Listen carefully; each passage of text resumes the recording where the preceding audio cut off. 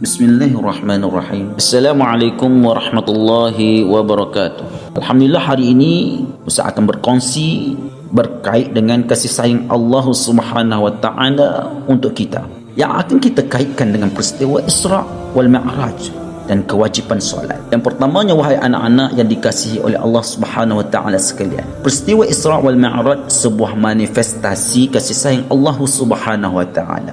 Anak-anak yang dikasihi oleh Allah Subhanahu wa taala, Allah Subhanahu wa taala telah mengurniakan Rasulullah sallallahu alaihi wasallam sebuah perjalanan yang luar biasa, iaitu Isra dan Mi'raj. Isra ialah perjalanan malam dari Masjidil Haram di Makkah ke Masjidil Aqsa di Palestin. Dalam perjalanan ini Rasulullah sallallahu alaihi wasallam diperlihatkan banyak keajaiban dan kebesaran Allah Subhanahu wa taala. Mi'raj ialah perjalanan Rasulullah sallallahu alaihi wasallam naik ke langit sehingga Sidratul Muntaha untuk menerima wahyu yang paling agung, iaitu perintah solat 5 waktu. Kenapa Allah Subhanahu wa taala lakukan semua ini, wahai anak-anakku? Supaya kita semua, yakni umat Nabi Muhammad sallallahu alaihi wasallam, tahu betapa besar kasih sayang Allah Subhanahu wa taala. Allah Subhanahu wa taala mahu kita selalu dekat dengannya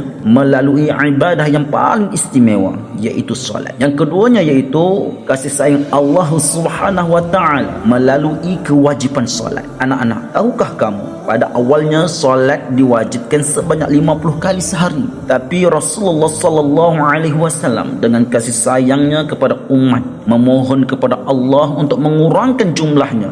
Akhirnya Allah Subhanahu wa taala menetapkan solat hanya 5 waktu sehari, tetapi pahalanya tetap seperti solat 50 waktu, hai anak-anakku. Apa maksudnya? Allah tahu kita mungkin tidak mampu menunaikan solat 50 waktu, maka dia kurangkan kewajipan kita sebagai tanda kasih sayangnya. Namun walaupun hanya 5 waktu, Allah memberi pahala yang berlipat kali ganda kepada hamba-hambanya yang patuh.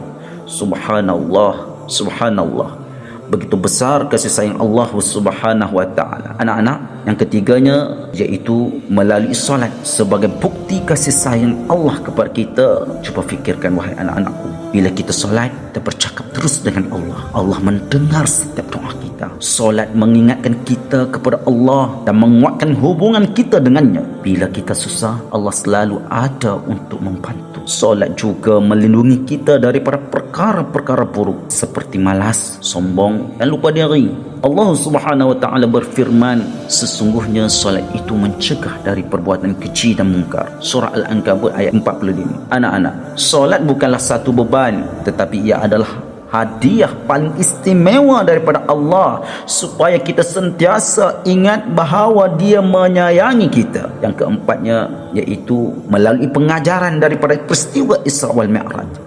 Daripada kisah ini kita belajar Allah Subhanahu wa taala Maha Penyayang. Dia tidak pernah meninggalkan kita walaupun kita sering lupa kepadanya. Solat itu juga salah satu daripada tanda cinta kepada Allah Subhanahu wa taala. Bila kita solat, kita menunjukkan bahawa kita juga menyayangi Allah seperti Dia menyayangi kita. Rasulullah sallallahu alaihi wasallam sangat mengasihi umatnya.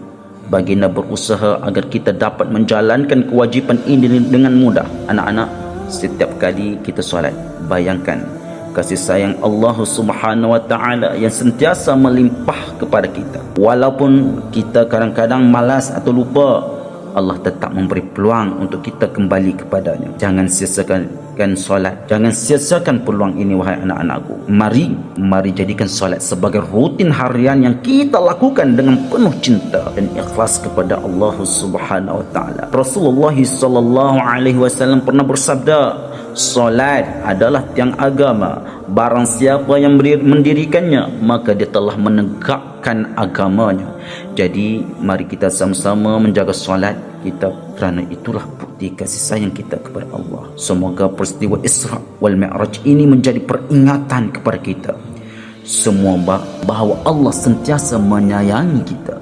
Solatlah dengan penuh rasa syukur, kerana melalui solat kita dapat merasai kedekatan dengan Allah Subhanahu wa taala. Saya doakan semoga kita semua termasuk dalam kalangan hamba-hamba Allah yang sentiasa menjaga solat dan mendapat kasih sayangnya. Wabillahi taufiq wal hidayah. Assalamualaikum warahmatullahi wabarakatuh.